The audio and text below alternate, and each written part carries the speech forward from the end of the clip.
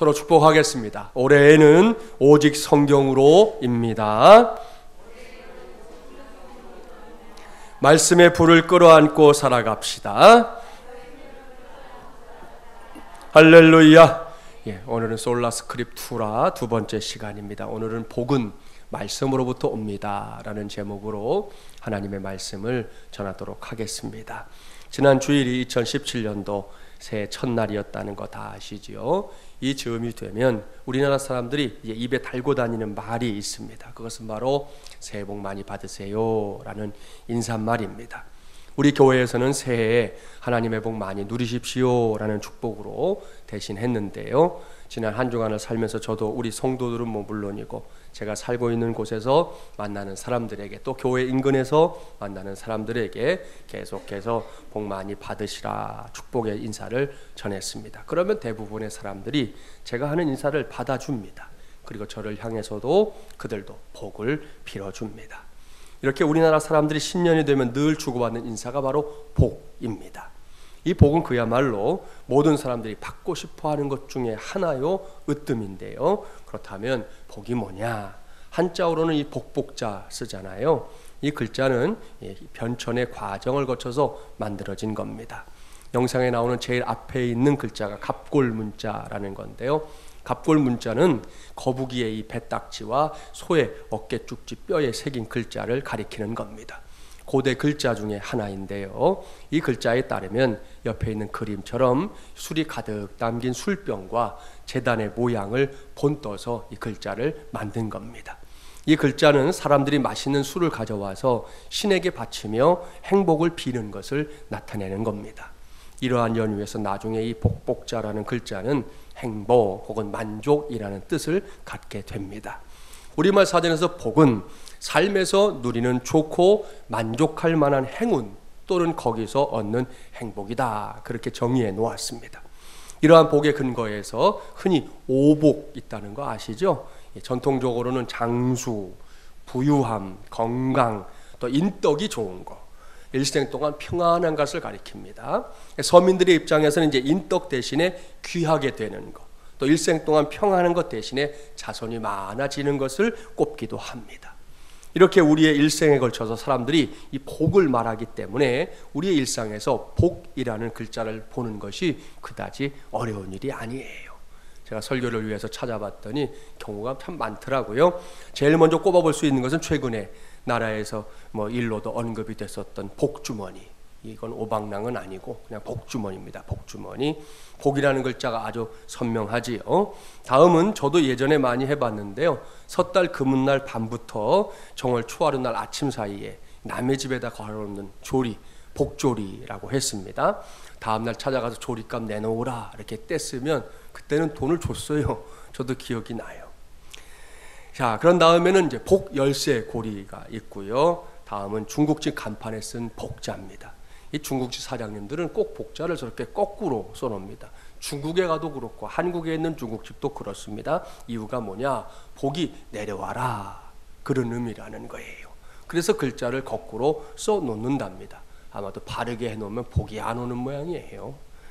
자, 복은 먹는 데에도 나타납니다. 복호떡 보여드릴까요? 맛있게 생겼어요. 다음은 복양갱도 있습니다. 복양갱. 그런가 하면 복도장 있고요. 복수조도 있습니다. 다음에 제가 찾은 것은 조선 제21대 왕인 영조대왕의 태실에 붙어있는 복이라는 글자입니다. 이 태실이라는 것은 엄마의 뱃속에서 갖고 난 탯줄 있지 않습니까? 탯줄을 잘라서 보관해 놓는 장소입니다. 일반인들은 그렇게 하지 않았는데 이 왕은 그 탯줄을 보관을 따로 해놓은 태실을 만들었다는데 이 영조대왕의 태실은 지금 청주에 있습니다. 그곳에 저렇게 복자가 선명하게 새겨져 있는 것이에요. 그 다음은 여러분에게 아주 익숙한 이 복 밥그릇 뚜껑, 예전에 저희 집에도 있었던 것으로 기억이 나는 그릇입니다. 마지막 대망의 복은 지금은 없어졌지만 저도 어린 시절에 많이 사용했었던 복요강 있어요. 복요강. 사랑하는 마지물예랑 가족 여러분 잘 보셨지요? 우리나라 사람들이 이렇게 복을 좋아합니다. 그래서 곳곳에 복자를 새겨 넣거나 혹은 복자를 넣어서 이름을 짓곤 했습니다. 그러한 기대감이 새해가 되면 이제 사람들의 입에서 수시로 쏟아져 나오는데요. 새해 복 많이 받으세요 라는 인사말로 나타나는 겁니다. 여기까지 오늘 저는 복이라는 단어에 대해 좀 장황하게 설명을 드렸습니다. 왜 그랬는지는 조금 후에 알게 될 겁니다. 이 시간에는 이러한 우리의 현실을 고려하면서 오늘 우리에게 주신 말씀 속으로 들어가 보겠습니다. 오늘 우리에게 주신 하나님의 말씀은 성경 전체에서 마지막 책이고 또 신약 성경에서도 마지막 책인 요한계시록입니다. 오늘 주신 말씀을 보면 이 책이 어떤 책인지 스스로 밝히고 있는데요. 그 내용을 먼저 보도록 하겠습니다. 본문 1절과 2절 말씀 함께 봉독합니다. 예수 그리스도의 계시라. 이는 하나님이 그에게 주사 반드시 속히 일어날 일들을 그 종들에게 보이시려고 그의 천사를 그 종 요한에게 보내어 알게 하신 것이라. 요한은 하나님의 말씀과 예수 그리스도의 증거 곧 자기가 본 것을 다 증언하였느니라. 아멘. 할렐루야. 여기에 요한계시록이 어떤 말씀인지 잘 설명되어 있습니다. 먼저 이 말씀은 예수 그리스도의 계시입니다. 여기에 사용된 계시라는 단어는 헬라어로 아포칼리시스라고 쓰는데요. 이 단어가 뭐냐 하면 커튼으로 이렇게 감추어져 있던 것을 활짝 열어서 보여주는 것을 의미합니다. 커튼이 쳐져 있으면 모르잖아요. 볼 수가 없는데 이걸 열어서 보여주는 것. 따라서 계시는 하나님께서 선택된 예언자에게만 보여주신 일종의 엄청난 비밀의 폭로라고 말할 수 있습니다. 예수 그리스도께서 그 엄청난 비밀을 자신의 제자였던 이 사도 요한에게 직접 보여주신 것이 바로 요한계시록입니다. 이때 주님께서 요한에게 보여주신 비밀은 다른 것이 아닙니다. 그것은 반드시 속히 일어날 일들입니다. 다가오는 이제 미래에 관한 말씀이라는 거지요. 요한계시록 전체를 살펴보면 그 미래는 다른 것이 아니라 예수님께서 재림주로 오셔서 온 세상을 심판하시는 종말이라는 것을 알 수 있습니다. 성경 통독하면서 요한계시록을 읽어본 성도들은 이미 알고 있을 텐데요. 이 말씀은 결코 쉬운 말씀이 아닙니다. 어렵습니다. 아니 매우 난해한 부분들이 많습니다. 그래서 이단들이 애용하는 엉뚱한 일들이 일어나곤 하는데요. 그러한 일에 대해 우리는 분명한 경계를 해야 합니다. 그리고 하나님의 말씀 전체를 펼쳐놓고 요한계시록을 이해해야지 요한계시록만 갖고 말씀을 이해하려고 하면 잘못 갈 때가 있다는 것도 기억해 두기 바랍니다. 이를 염두에 두고 이제 본문 3절 말씀을 함께 봉독하려고 합니다. 앞서 말씀드린 대로 개인의 종말 정도가 아니라 이 역사적인 종말, 우주적인 종말을 기록하고 있는 요한계시록입니다. 이 놀랍고 비밀스러운 말씀을 시작하면서 하나님께서 당시의 성도들에게 오늘은 이제 저와 여러분에게 당부하시는 것과 동시에 약속하시는 것이 있습니다. 오늘은 그것이 저의 관심사입니다. 바로 그것에 관심을 집중하면서 본문 3절 말씀을 함께 봉독합니다. 이 예언의 말씀을 읽는 자와 듣는 자와 그 가운데 기록한 것을 지키는 자는 복이 있나니 때가 가까움이라. 아멘. 할렐루야. 사랑하는 여러분, 금방 제가 말씀드렸죠. 이 말씀 속에는 하나님께서 당시의 성도들에게, 오늘은 저와 여러분에게 이 당부하시는 것과 약속하시는 것이 다 들어있다고 말입니다. 먼저 당부하시는 것이 무엇인지 보겠습니다. 그것을 찾아내는 것이 결코 어렵지 않지요. 이 예언의 말씀을 읽어라, 들으라, 그리고 그 가운데에 기록한 것을 지키라. 바로 이것입니다. 이 말씀은 지난 주일부터 시작된 이 솔라 스크립투라와 관련해서 저와 여러분이 뭘 해야 하는지 잘 설명해 주고 있는 말씀입니다.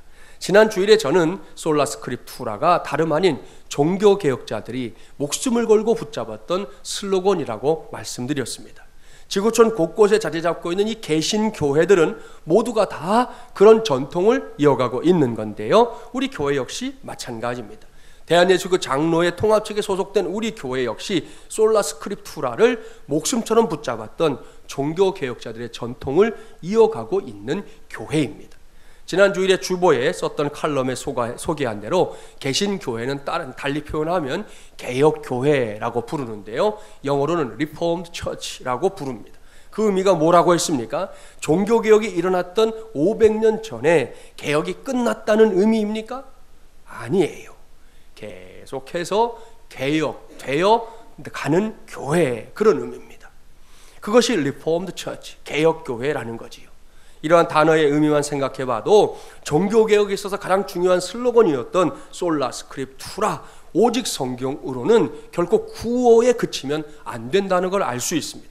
마땅히 솔라 스크립투라가 저와 여러분의 삶이 되어야 하는데요, 이를 위해 뭘 해야 하는 것인지 하나님께서 너무나 자상하게 그리고 꼭 필요한 것을 찝어서 당부하며 가르쳐주고 있는 겁니다. 첫째, 하나님의 말씀을 읽으라는 거예요. 이것이 솔라 스크립투라를 감당하는 첫 번째 방법입니다. 저나 여러분이 이제 어떤 사물을 잘 보기 위해서는 망원경이나 혹은 현미경 같은 도구가 필요합니다. 관광지 같은 곳에 가서 보시면 이렇게 망원경 해놓은 거 보셨죠? 동전 넣고 딱 열리면 보는 거, 혹은 실험실에서 작은 것, 우리 눈으로 평범하게 볼 수 없는 작은 것을 보기 위해서는 이제 현미경 같은 기계가 필요하다는 겁니다. 이것은 결국 기술의 문제고 능력의 문제인데요, 그런 관점에서 본다면 개인적으로 실력을 쌓고 혁신을 이루면 이전보다 더 많이 볼 수 있고 더 잘 볼 수 있습니다. 대개 이 똑똑하다는 사람들이 많이 보고요, 잘 봅니다. 그래서 성공하거나 다른 사람들보다 앞서는 경우가 많습니다. 그러나 여기서 꼭 기억하십시오. 항상 똑똑한 사람들만 잘 보는 것은 아닙니다. 내게 특별한 능력이 없더라도 아주 잘 볼 수 있는 길이 있어요. 그것은 가까이 가서 보는 겁니다. 그렇죠? 내게 이런저런 기술이 없고 기구가 없더라도 일단 가까이 가면 잘 볼 수 있습니다. 매우 상식적인 이야기인데요, 이것이 이 접근의 힘입니다. 옳습니다. 더 잘 보기 위해서는 가까이 가면 돼요. 그러므로 지식이라고 하는 것은 사실 이 발과 연결되어 있는 겁니다. 언제든 어디서든 항상 가까이 가면 거기에 지식이 있고요, 능력이 있고 지혜가 있는 겁니다. 하나님과 우리의 관계도 다르지가 않아요. 누구나, 그야말로 누구나입니다. 누구나 하나님을 더 잘 알고 그런 가까이 하고자 하는 마음 가질 때 제일 필요한 게 뭐겠어요? 주께로 가까이 가는 것이죠. 왠지 아시죠? 무엇이든 가까이 가면 크게 보입니다. 하나님도 그렇습니다. 가까이 가면 하나님이 크게 보입니다. 살면서 만나는 문제도 마찬가지 아닙니까? 문제에 가까이 가면 문제가 크게 보여요. 사람들과 대화를 나누다 보면 항상 이 문제를 이야기하는 사람들이 있어요. 실제로 문제가 많기도 하겠지만 대부분은 그 문제와 너무 가까이 있기 때문입니다.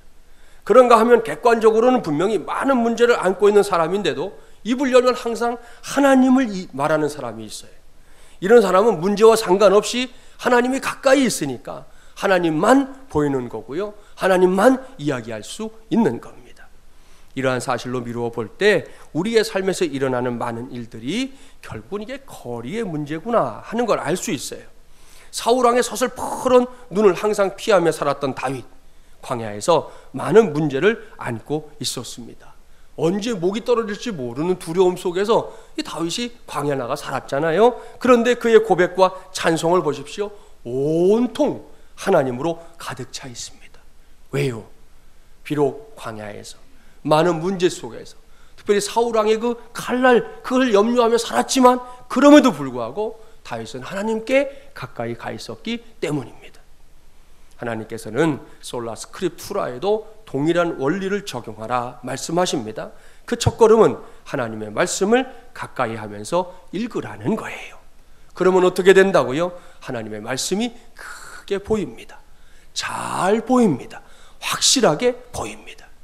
종종 내가 보고자 하는 것이 너무 멀리 있을 때 그게 잘 보이지 않아서 우리 어떻게 합니까? 눈을 이렇게 찌푸리는 경우가 있는데요, 하나님의 말씀을 그렇게 보지 말라는 겁니다.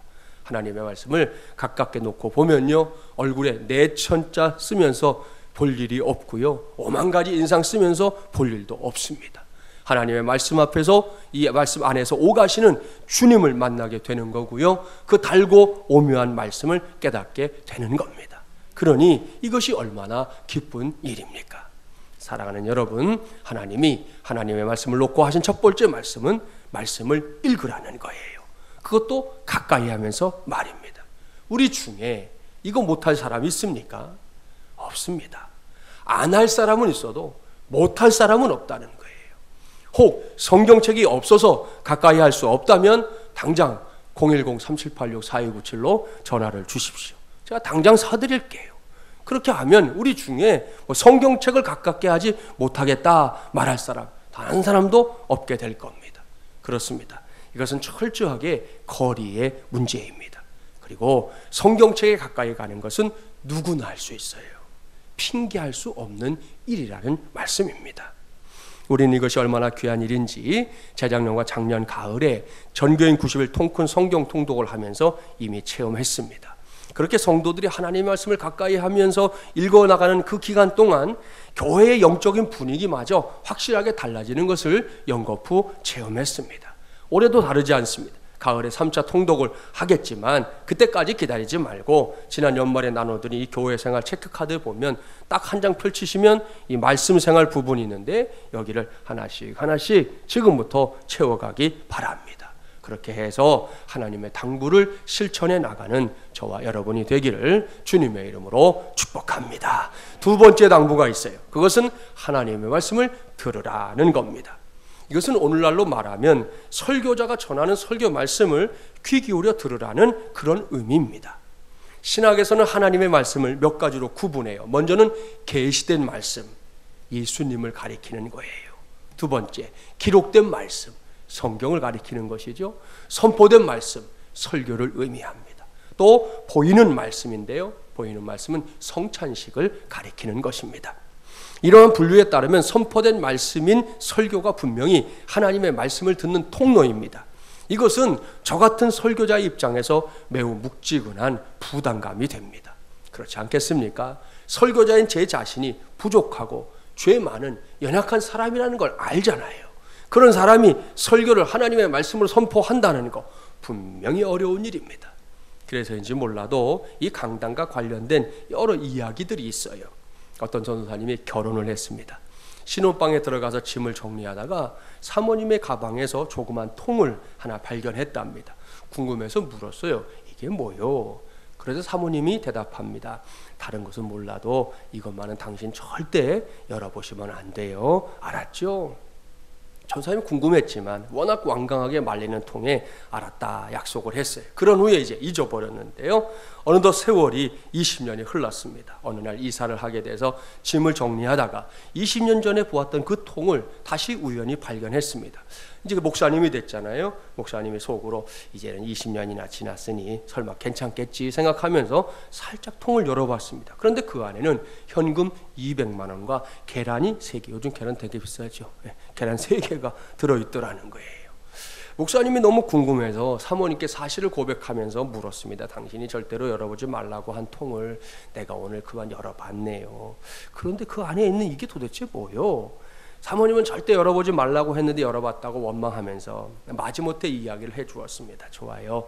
이제는 말씀드리죠. 당신이 저와 결혼한 후에 교회에서 설교하실 때 제가 졸음이 오면 그때마다 계란을 하나씩 모았어요.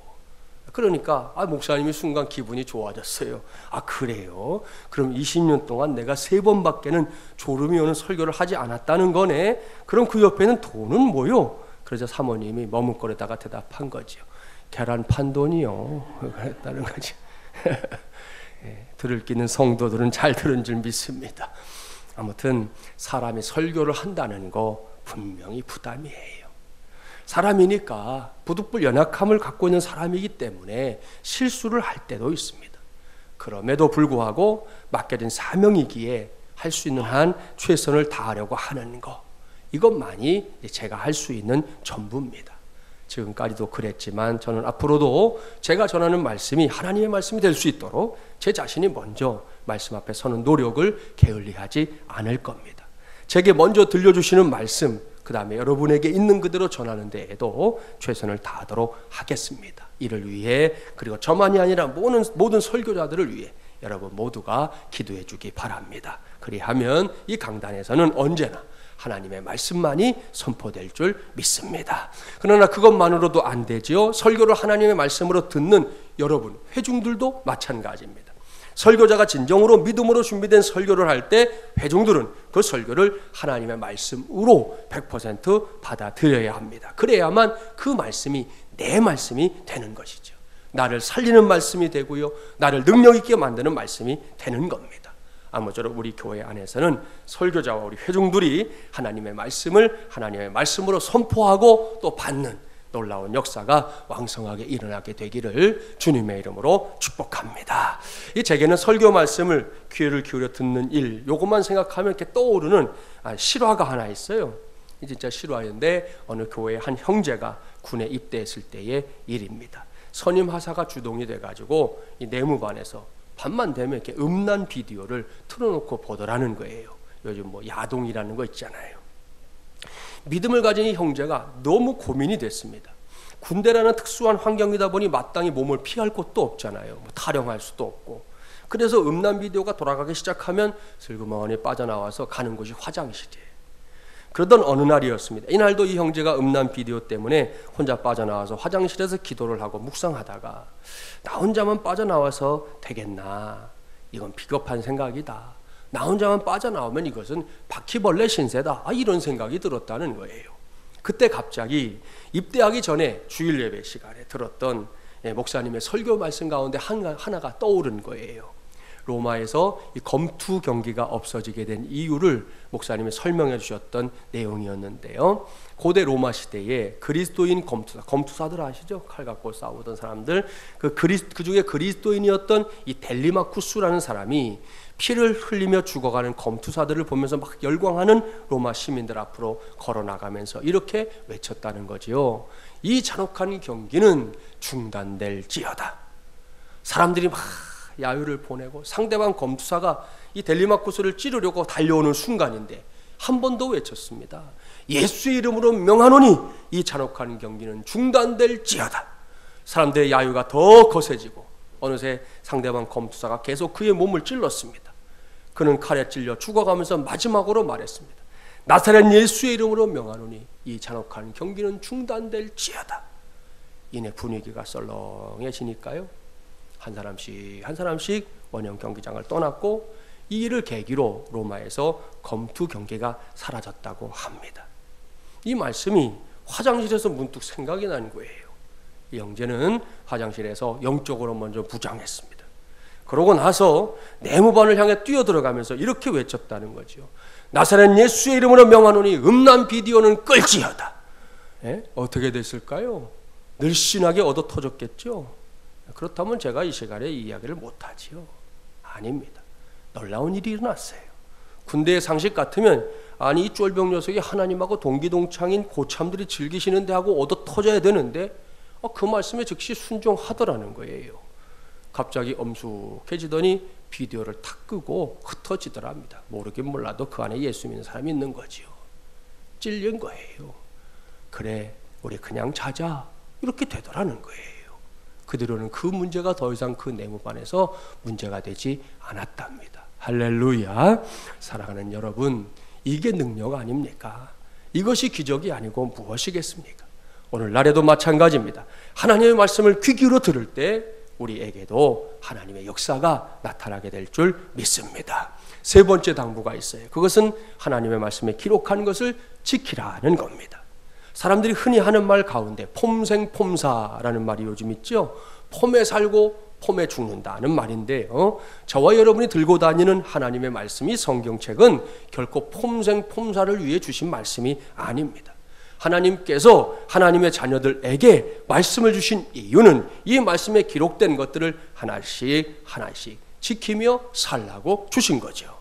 옳습니다. 지나간 역사를 들여다보십시오. 이 세상에 예수 그리스도의 복음이 전해진 이후 어느 나라, 어느 민족에게서든지 간에 하나님의 말씀이 현실 속에서 지켜질 때 그곳에서 어떤 일들이 일어났는지 아십니까? 하나님의 말씀이 세상을 바꾸는 능력이 되었습니다. 앞서 두 가지 당부를 살펴봤잖아요. 그것이 하나님의 말씀을 가까이 하여 읽는 것이든 혹은 설교자를 통해 선포된 말씀을 귀 기울여 듣는 것이든 간에 그렇게 해서 내게 주어진 하나님의 말씀을 지킬 때 거기에서는 언제나 하나님의 능력이 나타났다는 말씀입니다. 예를 들어 볼까요? 하나님의 말씀은 그 시작인 창세기에서부터 우리 인간의 활동과 휴식에 관한 주기, 이 사이클을 6일간의 활동과 그리고 하루의 휴식으로 규정하고 있습니다. 그렇게 해서 이제 모두 7일을 우리가 한 주간으로, 달력도 그렇게 구성되어 있는 거 다 아시죠? 그런데 이러한 구분이 지금까지 쭉 지켜져 오는 게 아니에요. 지나간 역사 속에는 이러한 하나님의 말씀을 무시하던 때가 있었는데요. 첫 번째는 18세기 프랑스에서 일어났던 무신론 혁명 때입니다. 이때 혁명을 일으킨 주체들이 주일 예배를 못 드리게 하려고, 다른 게 아니라 주일 예배 못 드리게 하려고요, 7일 만에 쉬던 것을 10일 만에 쉬게 했어요. 10일 만에. 그랬더니 그 결과가 뭐냐? 국가적으로 40%의 결손을 본 겁니다. 할 수 없이 일주일을 7일로 되돌려 놓았어요. 두 번째는 여러분도 잘 아시는 구소련의 레닌 아시죠? 레닌의 통치하던 시절, 그때도 사람들을 이 8일 만에 쉬게 해서 노동 생산성을 더 높이려고 했어요. 하루 더 일 시키면 되겠다 생각한 거지요. 그런데 국가 전체의 생산 지수가 30%나 떨어지고 말았습니다. 그러자 레닌이 궁여지책으로 이번에는 5일만 일하고 6일 만에 쉬게 했어요. 그러나 역시 생산성이 30%나 떨어지고 말았습니다. 결국 이 공산주의자였던 레닌도 7일로 쉬는 제도, 원래의 제도로 돌아갈 수밖에 없었다는 거지요. 참으로 기가 막히지 않습니까? 이렇듯 역사는 성경이 말하는 인간의 활동 주기가 가장 효과적임을 입증해주고 있습니다. 이것은 세상에서 가장 장수하는 민족이 유태인이라는 사실을 통해서도 입증할 수 있습니다. 유태인들에게 그 비결을 물어보면 다른 거 없어요. 철저한 안식일 준수, 그게 우리가 장수하는 비결입니다. 그렇게 대답합니다. 이를 명심하고 오늘처럼 성수주를 하는 것을 저와 여러분이 하나님의 말씀을 지켜가는 일에 영순위로 두기를 바랍니다. 그리야 할 때 우리 모두에게도 하나님의 특별하신 은혜가 임할 줄 믿습니다. 자, 여기까지가 하나님의 당부입니다. 다음으로 살펴볼 것은 이제 하나님의 약속인데요. 그 약속이 뭔지 본문 3절 말씀을 다시 한번 봉독해 봅니다. 3절입니다. 이 예언의 말씀을 읽는 자와 듣는 자와 그 가운데 기록한 것을 지키는 자는 복이 있나니 때가 가까움이라. 아멘. 하나님께서 하나님의 말씀과 관련해서 당부하신 것들을 잘 해내는 자들에게 약속하신 것이 무엇입니까? 그것은 복을 주시겠다라는 약속입니다. 여기서 제가 오늘 말씀을 시작하면서 언급했던 복이라는 단어가 나옵니다. 세상에서 흔히 말하는 복, 새해만 되면 사람들이 주문처럼 외치는 그 복 말입니다. 그들이 말하는 복이 뭔지 다 아시죠? 그것은 다분히 현세적인 겁니다. 세상적인 겁니다. 이런저런 문제가 없는 것이고요. 물질적으로는 풍요로워지는 겁니다. 한마디로 사통팔달의 길처럼 만사형통하는 겁니다. 앞서 오복도 얘기했는데요. 생각해 보십시오.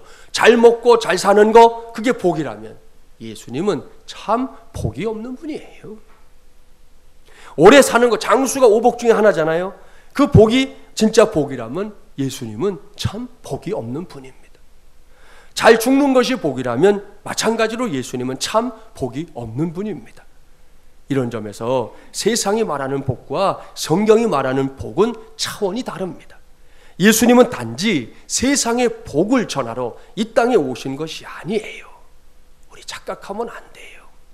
예수님은 자신이 길이라고, 자신이 진리라고, 자신이 생명이라고 말씀했습니다.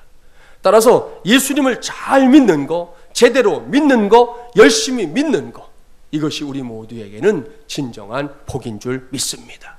물론 이 복은 세상에서 말하는 복을 무시하지 않아요. 무가치하다고 여기지 않습니다. 세상이 말하는 복, 우리에게도 필요해요. 그런 복이 없다면 사는 것이 얼마나 힘들겠습니까? 그럼에도 불구하고 그런 복은 우리에게 있어서만큼은 항상 두 번째, 세 번째, 10번째여야 합니다. 하나님의 자녀들이 누려야 할 진짜 복, 으뜸된 복은 다른 것이 아니에요. 주님과 동행하는 겁니다.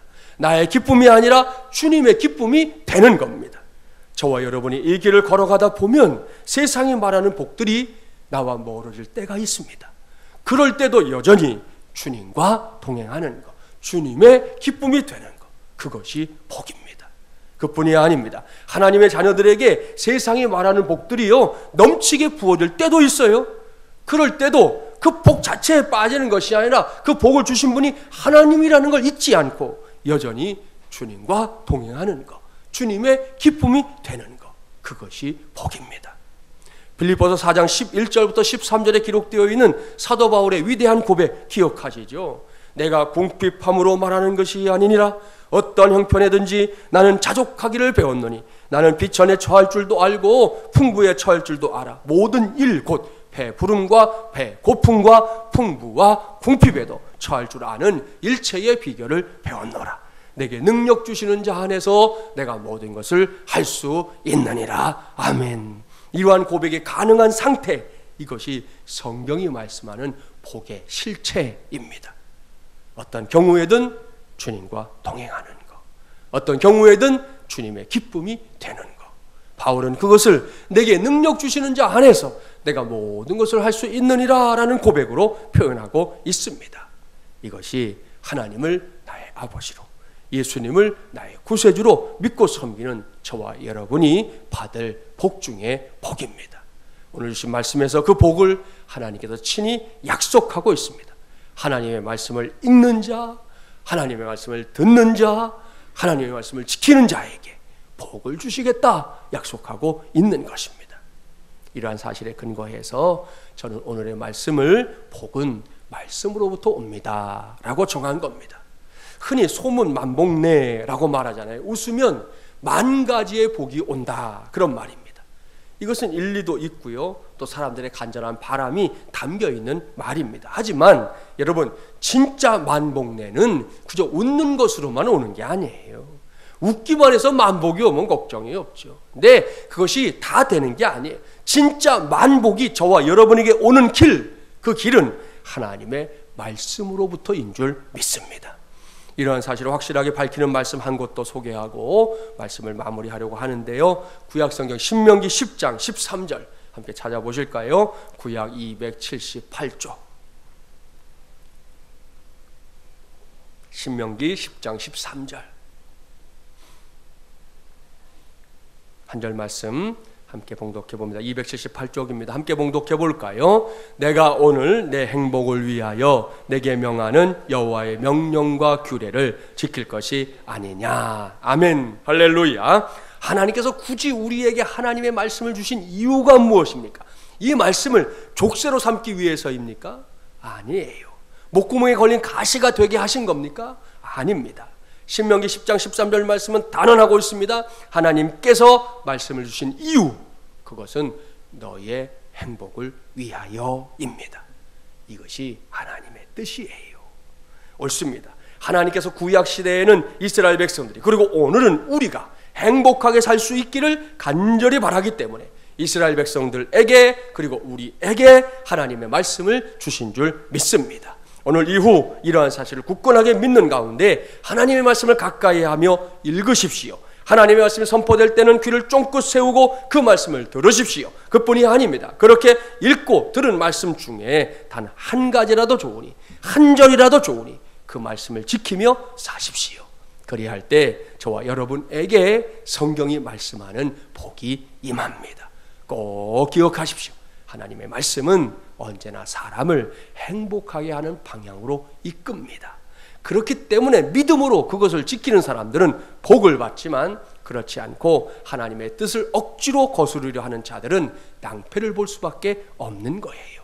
이를 명심하고 이제 막 시작된 2017년도를 말씀으로부터 오는 복을 누리는 한 해로 삼는 저와 여러분이 되기를 바랍니다. 그래서 하나님께서 친히 하늘과 이 땅의 문을 여시고 하늘의 신령한 복과 땅의 기름진 복을 저와 여러분에게, 그리고 우리 공동체에게 충만하게 부어주시기를 주님의 이름으로 간절히 축원합니다.